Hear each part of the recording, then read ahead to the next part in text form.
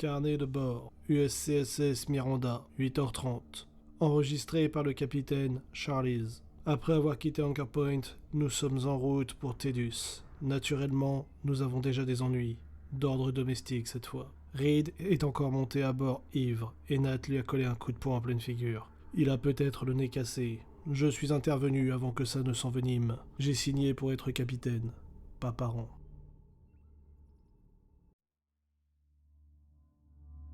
Bonjour à tous, ici Aznar et aujourd'hui je vais vous aider à préparer votre histoire.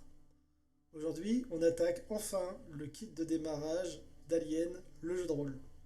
Nous allons nous attarder dans cette première vidéo sur la première partie du livre qui est intitulée L'enfer est dans l'espace, qui est très intéressante. C'est une présentation de l'univers proposé par ce kit de démarrage et plus globalement par le jeu de rôle Alien. Le bouquin est bien foutu. La première partie nous met directement dedans et on va voir comment cela est fait. C'est très intéressant.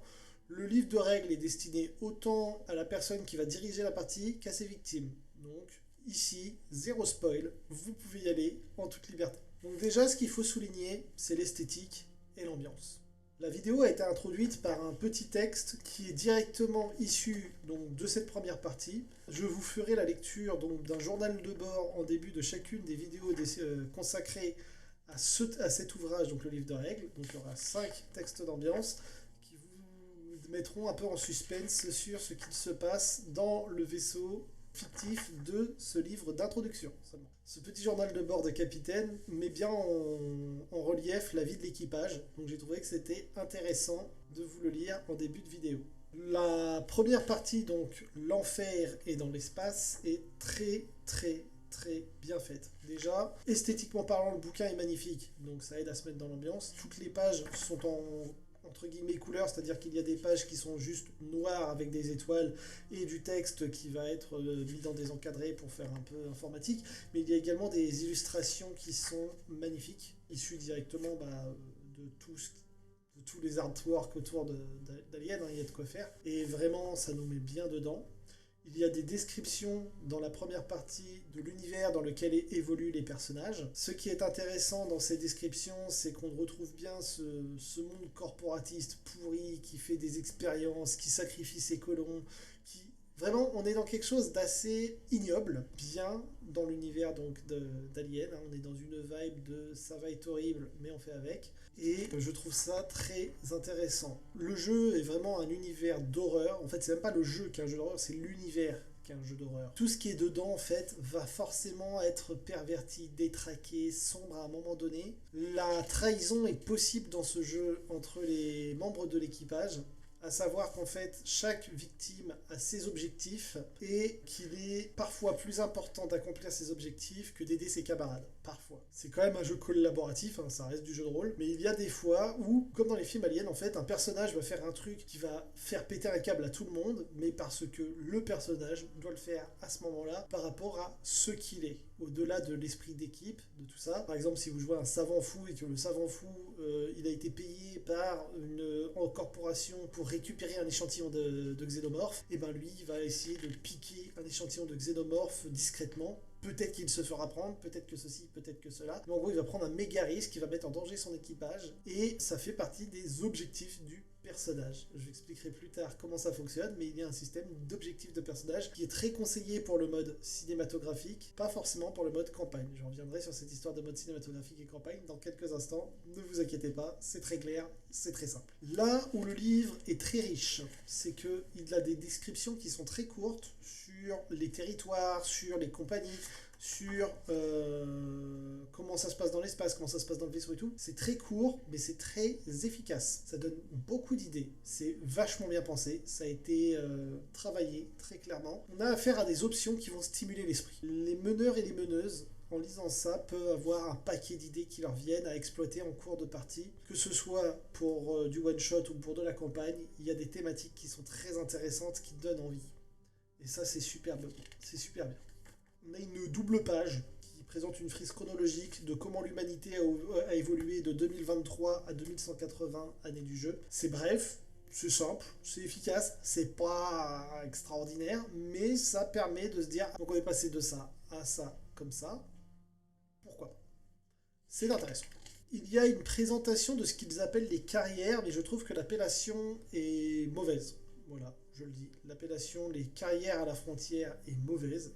Je dirais plutôt les castes à la frontière éventuellement, ou les niveaux sociaux, pas les carrières. Parce qu'en fait, on ne parle pas d'un métier, mais on parle vraiment d'un rôle dans la société. Là, il y a 4 exemples de carrières possibles. Il y a les colons, il y a les camionneurs de l'espace, les convoyeurs de l'espace, ce sera mieux, les marines coloniaux et les agents de compagnie. Et bien sûr, ils peuvent tous entrer en interaction avec les uns avec les autres, mais les convoyeurs de l'espace vont principalement vivre dans l'espace, ils vont probablement avoir leur propre vaisseau, avoir leur vie de mercenaires un peu, que ce soit des transporteurs de marchandises, que ce soit des transporteurs de containers et ils posent pas de questions. Enfin, là on a vraiment une ambiance avec donc les différents membres qui peuvent contenir un équipage, en sachant que les équipages dans l'univers d'Alien sont généralement restreints, on va compter une dizaine de membres à tout casser. Chaque personne est vitale au vaisseau, même s'ils peuvent pas se blairer, en fait oui le technicien c'est un connard, mais le technicien sans lui le vaisseau il plante, donc on le garde. Il va y avoir les colons, donc pareil sur une colonie, tout le monde est indispensable. Il va y avoir les Marines qui vont être un peu plus axés autour de la confrontation, mais même dans un corps d'armée, il y a tout un tas de rôles possibles. Il va y avoir les agents de compagnie, donc là qui vont carrément être des agents privés, donc dans le secteur privé. On va peut-être être plus dans la négociation,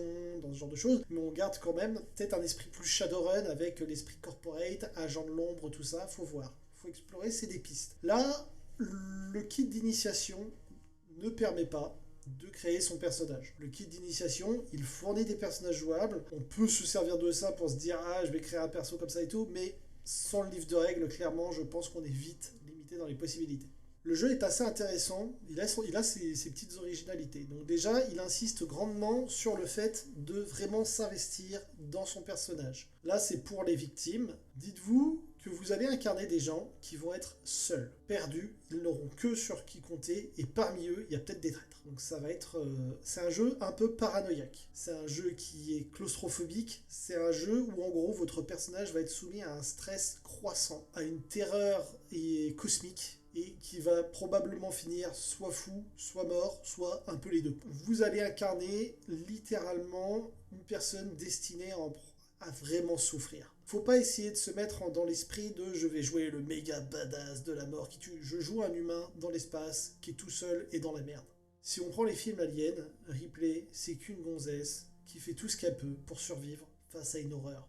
C'est pas... Je parle dans le premier Alien, par la suite ça devient un peu différent, mais c'est pas Rambo dans l'espace.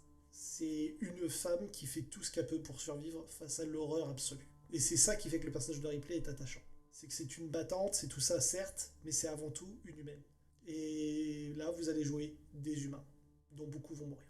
Vous avez la possibilité en cours de jeu de prendre un nouveau personnage, tellement vous allez prendre cher.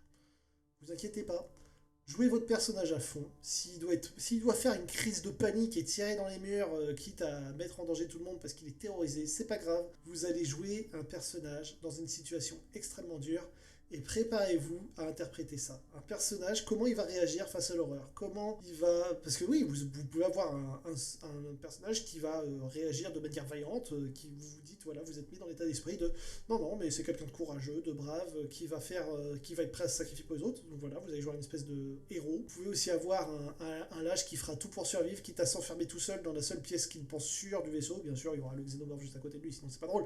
Voilà, ce que je veux dire, c'est préparez-vous dans l'interprétation de votre personnage à penser à sa personnalité et à comment il va essayer de survivre. Est-ce qu'il va prioriser les autres? Est-ce qu'il va se prioriser lui? Ce genre de choses. Il faut avoir ce questionnement-là quand on est victime sur ce jeu en one-shot.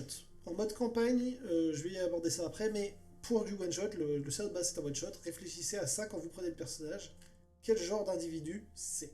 Pour les meneurs et meneuses, il y a une possibilité d'interaction offerte par le jeu avec vos victimes sans péter le quatrième mur. Ça c'est cool. Donc l'intelligence du vaisseau qui s'appelle Mother. Mother peut parler aux victimes. Pas de manière directive, mais peut leur donner des informations en fonction de l'état de Mother, bien évidemment, de ses capteurs, de tout ça. Mais donc vous avez la possibilité de communiquer des indices, des informations capitales à vos victimes sans péter l'ambiance. Ça fait même partie de l'ambiance. Quelque chose du genre capitaine. Il reste très exactement 8 minutes et 43 secondes avant l'autodestruction du vaisseau. Capitaine, les signaux vitaux de Jenkins se sont arrêtés. Ce genre d'information, en fait, que vous allez pouvoir transmettre aux victimes. Et ça, c'est cool. C'est très intéressant. Tous les univers ne proposent pas ça, et d'ailleurs toutes les parties d'Alien ne proposeront pas ça. Là, no spoil, hein, l'aventure se passe dans des vaisseaux, donc dans les vaisseaux, il y a les unités Mother qui peuvent communiquer. Bien sûr, classiquement, vous allez aussi jouer les autres PNJ et tout. Mais le fait est que vous avez la possibilité, dans le vaisseau, de transmettre des informations à votre équipage, et ça, c'est plutôt cool. Alors, pas en permanence, hein. Faut être sur l'ordinateur pour avoir les informations. Mais quelqu'un qui est sur l'ordinateur va pouvoir recevoir toutes les informations, et ça, c'est cool. Donc, Mother, c'est une IA. C'est pas quelque chose d'extraordinaire, mais c'est quelque chose qui peut aider les victimes. Donc, depuis tout à l'heure, je parle des modes de jeu. Il y en a deux. Donc il y a le mode qu'ils appellent cinéma. Moi j'appellerais ça le mode court-métrage, et franchement ça va être brutal, attention les enfants. Et le mode campagne. Le mode campagne, il n'est qu'évoqué dans le kit de démarrage, il n'est pas détaillé. Des retours que j'ai eus, le mode campagne va se dérouler un peu comme une campagne de Cthulhu. C'est-à-dire, on va évoquer les gros monstres, genre le xénomorphe, on va parler des choses bizarres, mais on va pas le mettre avant la fin, parce que la créature est trop létale, et par conséquent, à partir du moment où elle est là, ça va être soit elle, soit les victimes, mais il n'y aura pas de prisonniers, pas de négociation, rien. Ce sera un massacre total jusqu'à la destruction de la créature ou la mort de tous les personnages. En mode cinéma, pardon, en mode cinéma, pas court-métrage, court-métrage c'est mon appellation, vous avez directement, donc comme dans le film, le monstre est... Vous arrivez, en fait, les victimes sont dans une situation qui va être claustrophobique, où il y a des horreurs qui peuvent les tuer à une vitesse dévastatrice pendant la partie. Littéralement, les personnages peuvent mourir en un coup. Voilà, terminé. Il n'y a pas de oui, mais non, non, non, non. En fait, tu te prends l'attaque, t'es déjà en situation de t'es en train de te vider ton sang, si on ne soigne pas, t'es mort. À ce niveau-là, le mode cinéma, il est d'une brutalité radicale. Je trouve qu'il est également vital pour se mettre dans l'ambiance de ce one-shot. Le jeu est dur, il est violent, il est cruel, il est impitoyable, comme l'univers d'Alien. Dans plein d'autres jeux, je ne pense pas que j'apprécierais cela, mais dans un jeu qui reprend l'univers d'Alien pour l'adapter, effectivement, la létalité absolue et la faible chance de survie de ne serait-ce qu'un personnage est pour moi capital pour qu'on s'entende bien sur le jeu. Le bouquin parle également et insiste dessus, et là j'invite vraiment les victimes et le meneur ou la meneuse à se pencher sur cette petite page, qui est la page 18 dans mon bouquin, qui est les thèmes essentiels. En gros, ça vous rappelle, ça vous remet en tête à quoi vous jouez. Et là, c'est vraiment en 3 encadrés de même pas 4 lignes. Hein. C'est vraiment 3 encadrés très efficaces, mais l'horreur spatiale. L'horreur, déjà dans Cthulhu, quand vous êtes dans la merde, votre seul objectif c'est de retourner en ville, c'est-à-dire d'aller là où il y a des gens. L'horreur dans l'espace, il n'y a pas de gens. À partir du moment où l'horreur est là, il n'y a plus que vous, il n'y a plus rien, il n'y a plus personne, il n'y a plus de refuge. Soit vous supprimez la menace, soit la menace vous supprime. Ça change tout, c'est ultra claustrophobique l'horreur dans l'espace. C'est pour ça que c'est pas pour tout le monde. C'est pour ça que il y en a qui vont se sentir très oppressés et pas à l'aise sur ce genre d'univers et qu'il ne faut pas se forcer à y jouer. C'est vraiment, psychologiquement parlant, l'horreur spatiale est très dure, on est seul. C'est la solitude absolue qui est l'horreur.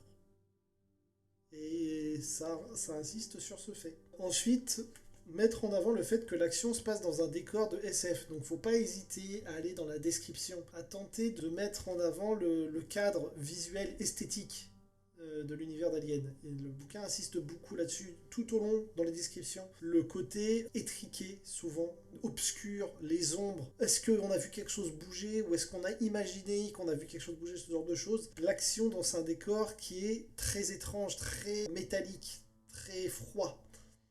Et enfin, il va y avoir l'émerveillement. Mais l'émerveillement au sens global. C'est-à-dire, Alien propose quelque chose d'extraordinaire. Horrible, souvent, mais même quand c'est pas horrible, ça reste du gigantisme, ça reste magnifique. Même l'horreur est belle. Le xénomorphe, il est dégueulasse et étonnamment esthétique. Mais dégueulasse. Mais esthétique. Et donc, en fait, il faut rester sur ce côté magnifique, même dans l'horreur. Et enfin, donc, le bouquin va vous parler des choses qui vont être donc le matériel fourni par le kit de démarrage. Matériel qui est tout ce qu'il y a de plus complet. Dans les kits de démarrage, celui-là, il est honnête. On a une très grosse map, qui est cool. On a 2 bouquins qui sont bien foutus. Voilà. vais vous les présenter, donc je peux le dire.